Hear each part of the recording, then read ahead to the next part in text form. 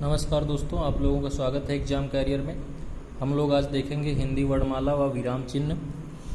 इनको देखेंगे और कैसे आसानी से याद किया जा सकता है, ये चीज़ सीखेंगे और एक ही वीडियो में जल्दी से इनको समझेंगे।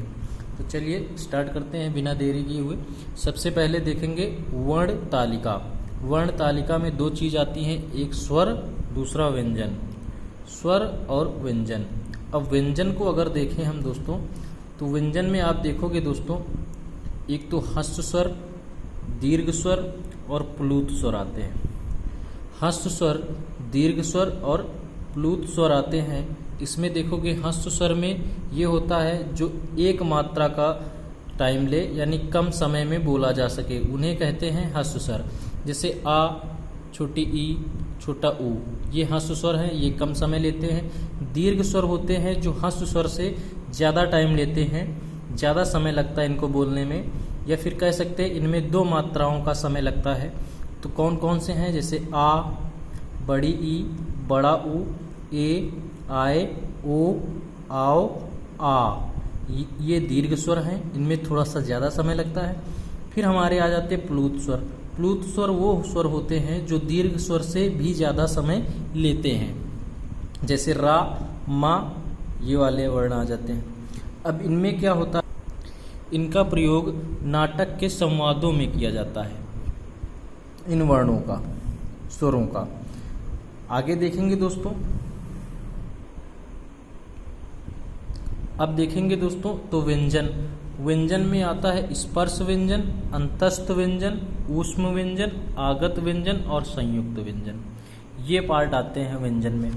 अब अगर देखें तो स्पर्श व्यंजन में कौन कौन से होते हैं, तो क वर्ग से लेकर के प वर्ग तक के स्पर्श व्यंजन में आते हैं। जैसे का कंठे हो गया, चा तालव्य में आ जाते हैं। इस प्रकार से ये का से लेकर के पा वर्ग तक के, यानी का से लेकर के पा वर्ग तक स्पर्श व्यंजन, तथा ये ड़ा और ढा, ये भी क्या आ जाते हैं, स्पर्श व्यंजन में आ जाते हैं दोस्तों। स्पर्श व्यंजन में मतलब कि मुख से किसी न किसी पार्ट को स्पर्श करने वाले व्यंजन, बोलते वक्त। अब देखेंगे अंतस्थ व्यंजन। अंतस्थ व्यंजन या, रा, ला, वा, ये हो गए अंतस्थ व्यंजन दोस्तों। चार होते हैं अंतस्थ व्यंजन। ऊष्म या फिर इन्हीं को कह सकते हैं संघर्षी व्यंजन। ऊष्म आते हैं सा, सा, हा। इनको हम आगे डिफाइन करेंगे कि ये भी अलग अलग पार्ट के होते हैं। आघोष में आते हैं, अल्पप्राण में आते हैं, महाप्राण में आते हैं, सघोष में आते हैं, या फिर आगे अलग अलग नाम भी इनके हैं, केवल ऊष्म संघर्षी ही नहीं है। जैसे सा तालव्य हो गया, तो इस तरीके से अलग अलग अभी बांटेंगे, आगे देखेंगे इनको। तो ऊष्म में आते हैं सा, हा। इनका अलग अलग रूल है, इन सा को अलग अलग डिफाइन करके देखेंगे। आगत में कौन कौन से आते हैं, जा, फा, का, खा, गा, इनके ये मात्रा लगे होंगे, ये बिंदियां लगी होंगी, तभी होंगे ये आगत। आगे देखेंगे इन्हीं को विदेशी कहते हैं, या फारसी भी कह सकते हैं, अरबी भी कह सकते हैं। ये सब उसी में आ जाते हैं, ये वर्ण उसी में आते हैं, अरबी, फारसी, विदेशी, ये नाम इन्हीं के हैं, इन्हीं वर्णों के। फिर संयुक्त अक्षर में कौन सा आ जाते हैं, संयुक्त व्यंजन में छा, त्रा, ज्ञा, ऋषि, श्री, ये सब आ जाते हैं संयुक्त में, श्री। अब देखेंगे संयुक्त को कैसे डिफाइन करेंगे। ये अलग अलग, क्योंकि कुछ दो वर्णों से मिलकर संयुक्त अक्षर बने, क्योंकि नाम ही संयुक्त है तो दो वर्णों से मिलकर बने हैं। तो चलिए इनको समझ लेते हैं कैसे है, संयुक्त वर्णों को समझ लेते हैं। तो छा जो बना है, छा छत्रिंग, आधा का प्लस खा खटकोड़ा वाला सा से मिलकर बना है छा। त्रा किससे बना है, आधा ता प्लस रा से मिलकर बना है त्रा। इनको याद कर सकते हैं, जैसे इसकी के एस एच, इसकी स्पेलिंग क्या होती है, छत्रिंग की के एस एच। के से का याद रखेंगे, एस एच से खा खटकोड़ा वाला सा। इससे त्रा की स्पेलिंग होती है टी आर, इससे याद कर लेंगे। ता से, टी से ता, रा से, आर से रा, याद कर सकते। ज्ञानी की जी वाई, यानी जी से जा याद कर लेना, वाई से इया याद कर लेना। तो श्री से एस एच आर, श्री लिखा जाता है एस एस आर आई, यानी एस एच से सा, रा से आर से रा याद कर लेना। याद कर लेंगे। इसी प्रकार आगे देखेंगे तो अर्ध स्वर में या और वा आते हैं, ये अर्ध स्वर यूज किए जाते हैं। जैसे आप लिखोगे दोस्तों कांवा, कांवा ऐसे लिख सकते हैं, या फिर इसी को हम कांवा को आ भी बना सकते हैं। तो आप देखेंगे आ और वा दोनों बना सकते हैं, आ और वा, यानी आ और वा का यूज एक ही प्रकार हो रहा। तो आ एक वर्ण होता है, स्वर होता है, और वा व्यंजन होता है, इसीलिए वा और आ एक तरीके के माने जाते हैं, इसीलिए इसे अर्ध स्वर भी कह दिया जाता है। जैसे गए लिखो, गए लिखेंगे आप तो या भी लगा सकते, ए भी लगा सकते, तो ए का मात्रा लगा सकते गए। तो आप देखेंगे या और ए दोनों एक समान आएंगे मात्रा में, तो ये स्वर और व्यंजन, यानी आधा स्वर और आधा व्यंजन, तो ये हो जाते अर्ध स्वर, या और वा मात्रा की तरीके से यूज हो जाते हैं। अब लुंठित कौन सा होता है, रा हो जाता है, पार्श्विक ला हो जाता है, याद रखना पार्श्विक ला और लुंठित में रा आ जाता। आइए आगे समझते हैं। अब अगर देखें तो स्वर की संख्या कितनी है, तो 13 होती है दोस्तों स्वरों की संख्या। व्यंजन की संख्या कितनी है, 33 है दोस्तों। संयुक्त व्यंजन कितने होते हैं, 4, या रा लावा। द्विगुण व्यंजन कौन से होते हैं दोस्तों, 2 होते हैं, डा और ढा।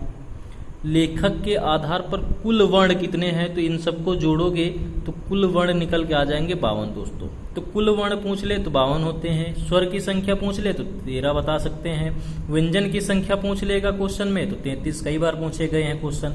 संयुक्त व्यंजन कितने होते हैं, 4 आप बता सकते हैं। द्विगुण व्यंजन कौन कौन से हैं, डा और ढा।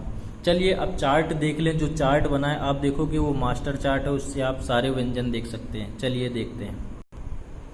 चलिए दोस्तों चार्ट को समझ लेते हैं। व्यंजनों के वर्गीकरण और उच्चारण स्थान। दोस्तों ये चार्ट आप बना लोगे, आपके सारे व्यंजन क्लियर हो जाएंगे, यानी आप वर्णमाला पूरा क्लियर कर सकते हो इससे। अब चार्ट को केवल समझ लेना है, आप स्क्रीनशॉट लेकर के देख सकते हैं पूरा चार्ट, बाद में पूरा चार्ट हम अभी दिखा रहे हैं, पूरा चार्ट को आप स्क्रीनशॉट ले सकते हैं। पहले समझ लेंगे, ये वर्ण नाम है कि कौन सा वर्ण है, ये उच्चारण स्थान यानी कहाँ से उच्चारित होता है, ये आघोष और अल्पप्राण है, ये आघोष और महाप्राण का स्थान है, ये साघोष और अल्पप्राण ये सब आते हैं, ये साघोष और महाप्राण में आ जाते हैं, ये साघोष अल्पप्राण और नासिक के हैं जितने हैं। तो आप देख सकते हैं सारी चीज यहाँ से हम देख लेंगे एक ही जगह। अब एक चीज समझ लेंगे कि जो वर्ण होते हैं, वर्ण के 2 आगे के वर्ण जो होते हैं, का और जैसे खा, ये आघोष में आ जाते हैं। बाकी जो 3 वर्ण होते हैं लास्ट के, ये साघोष में चले जाते हैं, और साघोष को ही हम कह दे सकते हैं घोष, घोष भी कह सकते हैं। अब आगे अल्पप्राण महाप्राण में देखेंगे तो पहले अल्पप्राण आता है, फिर महाप्राण, फिर अल्पप्राण, फिर महाप्राण, फिर अल्पप्राण। ऐसे करके हम ये समझ सकते हैं कि अल्पप्राण का मतलब है कि ये विषम स्थानों में अल्पप्राण आता है। जैसे 1 विषम अंक है, 2 सम है, 3 विषम, यानी 1 विषम, 3 विषम और 5 विषम। तो 1, 3 और 5 पर आ जाता है अल्पप्राण, बाकी 4 और 2 पर महाप्राण। अब नासिक क्या होता है, तो नासिक वो वर्ण होते हैं जो लास्ट में होते हैं, जिनसे आप देख सकते हैं इन वर्णों से, ये लास्ट के जो वर्ण हैं रा, या और ढा, और इन 3 वर्णों से आप देखेंगे कभी भी कोई भी शब्द स्टार्ट नहीं होता है रा, या और डा से। तो ये चीज़ आप देखे होंगे। चलिए हम पढ़ना शुरू करते हैं, आगे देखेंगे। तो सबसे पहला वर्ण आता है कंठ, कंठ है, उच्चारण स्थान होता है कंठ। आप समझ देख सकते हैं उच्चारण स्थान होता है कंठ दोस्तों। अब आप देखेंगे आघोष में का और अल्पप्राण का अक्षर आ जाता, फिर खा आघोष महाप्राण, फिर गा साघोष अल्पप्राण, घा महाप्राण और साघोष, ड़ा घोष में आता है यानी साघोष में, अल्पप्राण में और नासिक भी कहा जाता है। इसी प्रकार तालव में देखेंगे तालु, तालु का मतलब होता मुख के भीतर की छत का पिछला भाग, मुख के भीतर का जो छत का पिछला भाग होता है, मुख के भीतर जो छत होती है उसका जो पिछला भाग होता है उसी को कहते हैं ताल, और इसमें चा वर्ग पूरा आता है। आप देख सकते हैं चा आघोष अल्पप्राण, छा आघोष महाप्राण। इस प्रकार से आप चार्ट को समझ सकते हैं दोस्तों। आगे आ जाता है मूर्धन्य मूर्धा। मूर्धा का मतलब होता है मुंह के भीतर की छत का अगला भाग, आगे का भाग। तो यहाँ से आप देखेंगे जैसे दांत के थोड़ा ऊपर जो होती है छत, उसकी बात कर रहा है। तो ये आते हैं टा वर्ग के। और एक चीज यहाँ पर देखेंगे तो ये खा खटकूड़ा वाला जो सा आता है ये आघोष और महाप्राण में आ जाता है दोस्तों। और देखेंगे डाडलिया जो आता है साघोष और अल्पप्राण, और ढा साघोष अल्पप्राण में आ जाता है। ढा ढक्कन और ढामा जो अंक की बिंदी लगी नीचे, इसको भी देखेंगे तो साघोष और महाप्राण में आ जाता है। और देख सकते हैं आगे देखेंगे दोस्तों, आगे दंत आ जाएगा ऊपरी दांतों के निकट से जो जाता है। तो ये ता, था, दा, धा, ना, ये सब आते हैं दंत में। और ओष्ठ जो आते हैं दोनों ओठों को स्पर्श करते हैं, पा, फा, फा, बा, भा, मा। फिर तालव में आते, यानी तालु जो होता है, तालु का मतलब मुख के भीतर की छत का अगला भाग, अभी बता चुके। इसमें आ जाता है देखेंगे तो सा सीटी वाला सा तालव्य में आता है। दूसरी बात आघोष और महाप्राण भी इसे कहते हैं। दूसरा या तालव्य में आता है और अर्धस्वर भी अभी बताए थे, या को कहते। और या अंतस्थ व्यंजन भी है, आप देख सकते हैं। और इसे साघोष और अल्पप्राण भी कहा जा सकता है दोस्तों। आगे देखेंगे वर्तस्य। वर्तस्य ये दंत मूल या फिर मसूड़ा से होते हैं, टच स्पर्श करते हैं इनको बोलने में। जैसे सा एक वर्तस्य है, आप देख सकते हैं ये वाला सा वर्तस्य हो गया, ये वाला सा तालव्य हो गया, ये वाला सा आप देख सकते हैं मूर्धन्य हो गया। तो सभी सा अलग अलग डिफाइन हो गए। दूसरा रा, ला, जा, ये सभी वर्तस्य में आते हैं। और दूसरी बात रा, ला, जा, जामा बिंदी लगी है, ये सभी साघोष और अल्पप्राण भी हैं और वर्तस्य भी हैं। फिर आगे देखेंगे दंतोष्ठ। दंतोष्ठ में दांत के ऊपर के दांत प्लस निचला ओठ, इनसे बनता है दंतोष्ठ। और देखेंगे तो ये इसमें आता फा जो आघोष और महाप्राण है। दूसरा आप देखेंगे तो आ जाता है वा जो अर्धस्वर है और इसे अल्पप्राण भी अंतस्थ व्यंजन भी कहा जाता है। दूसरी बात ये साघोष और अल्पप्राण है। आगे देखेंगे स्वर यंत्री। स्वर यंत्री मतलब स्वर यंत्र कंठ के भीतर स्थित होता है। कंठ के भीतर यानी जहां से हमारी आवाज निकलती है उसके जस्ट नीचे से भीतर से होती है आवाज। तो इसमें केवल स्वर यंत्री में आप याद कर सकते हैं हा आता है, हा।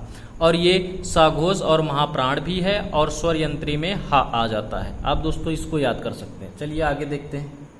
आगे देखेंगे दोस्तों तो ये आ जाता है उत्क्षिप्त। जीभ के ऊपर उठकर झटके के साथ नीचे को आए। अगर इन वर्णों को आप बोलोगे तो जीभ ऊपर उठकर झटके के साथ नीचे आएगी। जैसे डा, ये साघोष है। दूसरी बात अल्पप्राण है, ये साघोष है और महाप्राण है ढा। ये भी आता है उत्क्षिप्त में। उत्क्षिप्त पूछ ले तो डा और ढा। और ये अल्पप्राण और अघोष, साघोष, और ये भी महाप्राण और साघोष। आगे देखेंगे तो आगे आते हैं ऊष्म और संघर्षी व्यंजन। ऊष्म और संघर्षी में का कामे बिंदी जो लगी है ये आ जाता है अल्पप्राण और आघोष। ये खा और फा ये ऊष्म और संघर्षी हैं। ये आ जाते हैं हमारे महाप्राण और आघोष में। ये हमारे आ जाते हैं अल्पप्राण, गा में बिंदी लगी और जा में बिंदी लगी। ये हमारे आ जाते हैं अल्पप्राण और साघोष में। अब आगे देखेंगे दोस्तों तो ये हमारा अनुस्वर है, जिस ऊपर बिंदी लगी होती उसको हम अनुस्वर कहते हैं। और विसर्ग कहते हैं जो दो बिंदी सीधी सीधी लगी होती, विसर्ग संधि भी होती है, ऐसे ही डिफाइन किया जाता है। अब हम चार्ट को पूरा करे देते हैं, आप स्क्रीनशॉट ले सकते हैं दोस्तों। तो दोस्तों इसका आप स्क्रीनशॉट ले सकते हैं, देख सकते हैं पूरा जो चार्ट है इसमें सारी चीज़ें आपको मिल जाएंगी। जितने भी व्यंजन हैं सारे डिफाइन कर दिए हैं एक एक करके। तो जो भी बचा है आगे हम देखते हैं दोस्तों। चलिए देख सकते हैं दोस्तों, अब आ गए हैं हमारे जीभ के प्रयोग के आधार पर। कितने प्रकार के होते हैं? अग्रस्वर होता है, मध्यस्वर होता है और पश्चस्वर होता है। अब जीभ के आधार पर है तो अग्रस्वर का मतलब जीभ के जो आगे के भाग को स्पर्श करके बोला जाए शब्द, वर्ण वो होता है अग्रस्वर। वो वर्ण जो जीभ का मध्य भाग जिसमें फोर्स लगे वो होता है मध्य स्वर, और पश्च स्वर में जो जीभ के पीछे का भाग प्रयोग किया जाए। अब देखेंगे अग्रस्वर में कौन कौन से आते हैं, तो छोटी ई, आप देखेंगे आगे की जीभ आपको टच करेगी, बड़ी ई, ए, आए, ये अग्रस्वर हैं। मध्य स्वर हमारा केवल आ है, कई बार एग्जाम में पूछा गया है ये, तो आप याद रखना। पश्च स्वर में बड़ा आ, छोटा ऊ, बड़ा ऊ, ओ, आओ, आ, ये आगत स्वर भी हुए, आप ऐसे भी देख सकते हैं इसको, पश्च स्वर में भी आता है। चलिए आगे देखते हैं।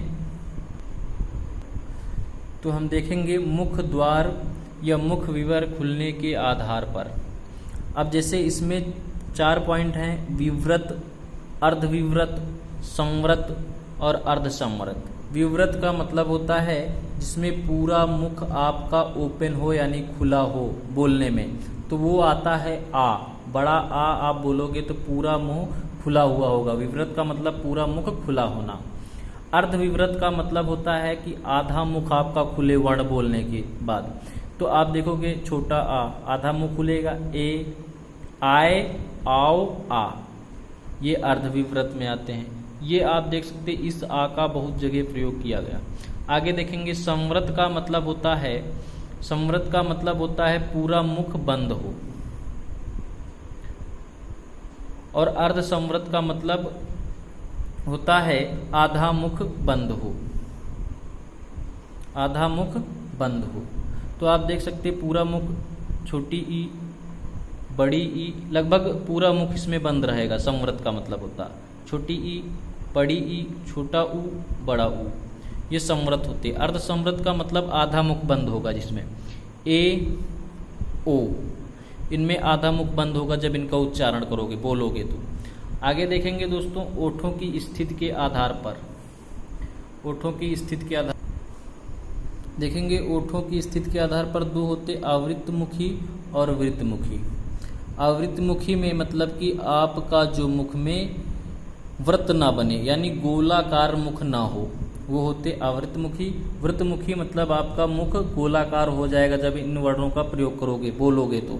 अब जैसे आ, इसमें गोलाकार हुआ नहीं, इसमें भी आप बोलोगे तो आपका मुख गोलाकार नहीं होगा। ई, बड़ी ई, ए, आए, इनमें आपका ये सब अवृतमुखी में आते। व्रतमुखी इनको बोलोगे कि व्रत आकार का मुख आपका बन जाएगा, जैसे ऊ, आप देखेंगे गोलाकार मुख बन गया। ओ, आ, ये सभी व्रतमुखी हैं। आगे देखेंगे हवा के नाक व मुंह से निकलने के आधार पर 2 आते हैं। तो हवा के नाक व मुंह से निकलने के आधार पर निरनुनासिक मौखिक स्वर, या फिर हम कैसे अनुनासिक स्वर। अब देखेंगे इसका मतलब क्या होता है। मौखिक स्वर का मतलब जिसमें हवा मुख से निकले, हवा मुख से निकले वो होते हैं मौखिक स्वर। तो आ, बड़ा आ, छोटी ई, इनमें ये हैं मौखिक स्वर या निरनुनासिक स्वर। आगे देखेंगे अनुनासिक स्वर में कौन कौन से आते हैं, जिसमें नाक और मुख दोनों से हवा निकले, ये वो होते हैं स्वर। जैसे अंग, अहा, आ, ई, इनमें मात्रा लग जाए या फिर कहीं भी मात्रा लग जाता है तो वो अनुनासिक हो जाते हैं, यानी नाक और मुख से हवा निकलती है, वो कहते हैं अनुनासिक स्वर। तो यहाँ से दोस्तों आप देख लिए होंगे जितने भी वर्ण हैं सारे आप देख सकते हैं, आसानी से समझ गए होंगे। तो धन्यवाद दोस्तों।